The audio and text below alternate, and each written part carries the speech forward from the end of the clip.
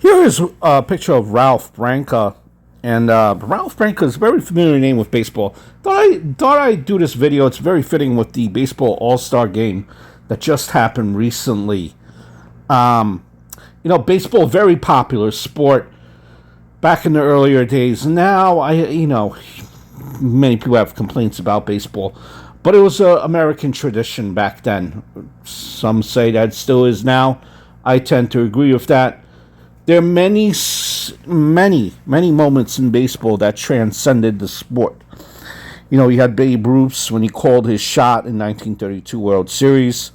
Hank Aaron's 715 home run as he's running around the bases. Those are just a few examples. We're going to pay our respects to Ralph Branca, who's a part of baseball history. But perhaps no home run is a home run that's transcends American baseball history was that of Bobby Thompson's shot heard around the world. October 3rd of 1951. That capped the Giants' miraculous rise in the standings en route to the National League pennant and left the Dodgers stunned in defeat. The two main characters, Thompson and the pitcher who surrendered the famous long ball, Ralph Branca. They're linked in baseball lore thanks to the events of that October afternoon. But the supporting cast that led to that iconic moment extended far beyond a single pitch and batter. It was August 11th of 1951. The Dodgers led the Giants by 13 games in the NL standings. They look poised to capture the sixth pennant franchise history, while the Giants' hopes of making the first World Series appearance since 1937 seemed dead in the water. Then a funny thing happened. The Giants simply stopped losing. We're fast forwarding to August 12th. New York won 39 of its final 47 games, while Brooklyn record over that span was 26 and 22.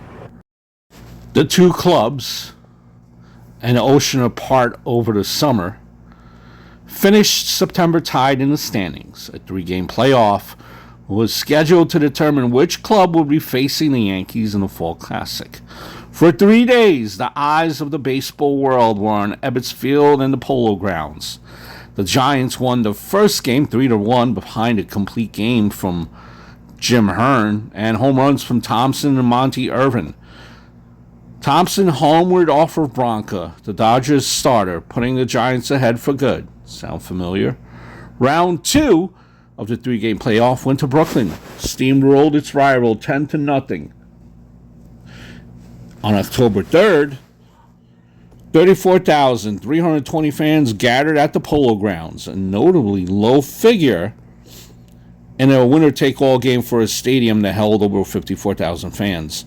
Don Newcomb matched up against Sal Maglie on the mound. The Dodgers got off to a fast start in the first thanks to an RBI single from Jackie Robinson, which stood as the game's only run until the Giants evened the score in the bottom of the seventh.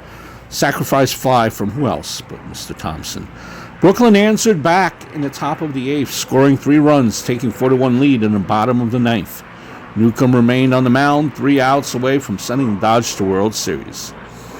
As history will tell, those 3 outs never came. Al Dark and Don Mueller got things going for the Giants with back-to-back singles leading the frame, bringing the tying run to the bat with nobody out. After a foul pop-up by Irvin, first baseman Whitey Lockman inched his club closer. RBI double brought up Thompson as a winning run. Newcomb was pulled at that point in favor of Ralph Branca, who had allowed the aforementioned go-ahead homer to Thompson just 2 days prior. After delivering a fastball for strike one, Branca poured in another heater. Thompson was ready for it. He swung as hard as he could. It connected with the pitch, putting it high and deep to left. As it sailed over the fence, the Giants radio announcer Russ Hodges let out the immortal repeated cry, "The Giants win the pennant! The Giants win the pennant!" As an interesting side note, Hodges' scorecard from that game is in the Hall of Fame, but it's incomplete. He was so overcome with emotion while making the iconic call that he forgot to record Thompson's homer in his score sheet. Sometimes an unfinished box score tells 8,000 words. I remember kind of hyperventilating as I floated around the bases, Thompson recalled in an interview. I knew what I had done, but it was too amazing to believe. I ran around third, came toward home, and made one last big leap onto the plate and into my teammates' arms.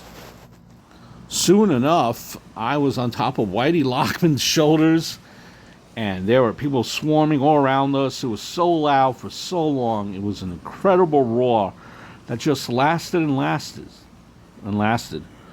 All I could say was sink, sink, sink. But I knew it was gone all the way, Branca recounted in an interview in 2004. I was a good pitcher, but I was only known for throwing Thompson that home run pitch. That gave me notoriety. People say I became famous, but I say I became infamous. Had Thompson not come through, none other than Willie Mays was waiting on the deck circle, and he might have provided a heroic moment himself. But alas, the stars aligned for Thompson that day. After his moment in the sun as the pennant-winning hero, he spent 2 more seasons with the Giants, who ultimately lost the 1951 World Series to the Yankees in 6 games, and 9 more in the majors. Overall, finishing his career in 1960, 264 home runs, none bigger than the shot heard around the world. Meanwhile, Branca, he pitched in 16 games for Brooklyn the following year before bouncing around to the Tigers, Yankees, and back to the Dodgers to finish his career in 1956.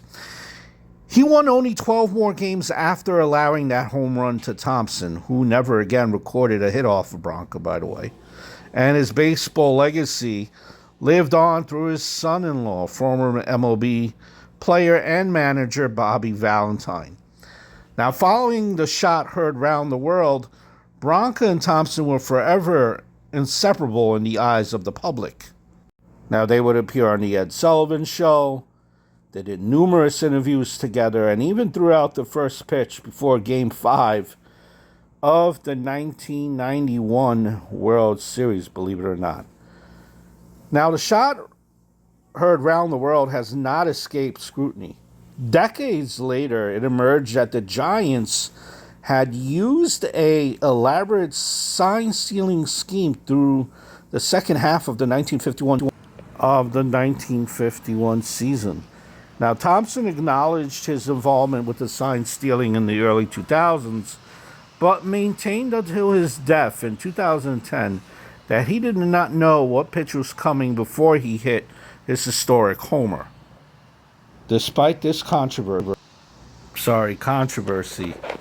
the monumental nature of Thompson's comeback clinching blast capped a meteoric rise to the top of the standings may never be topped, as we are at the final resting spot of pitcher Ralph Branca.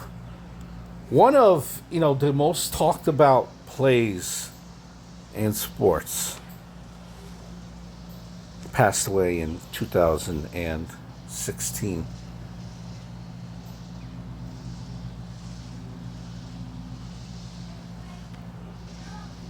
Just, imagine being in that stadium and just coming back from behind a big home run blast like that. Just out of this world, I'd imagine. Final resting spot is in New York. I hope all is well, and I look forward to speaking to you guys very, very soon.